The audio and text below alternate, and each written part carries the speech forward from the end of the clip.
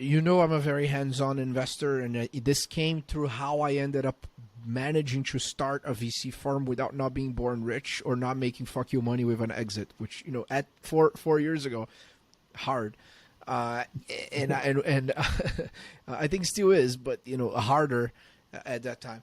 And I recall, in one of the, Rappi is such an important company in my life, and it's the second investment I've made as an investor, and then, continue to invest after I left my job at FCVC.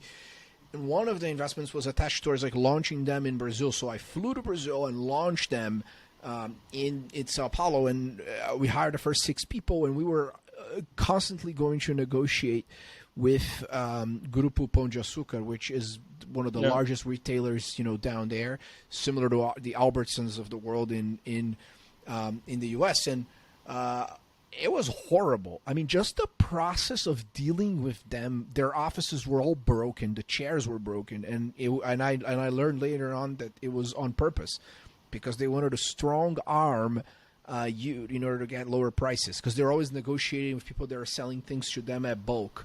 They just have this very win-lose mentality.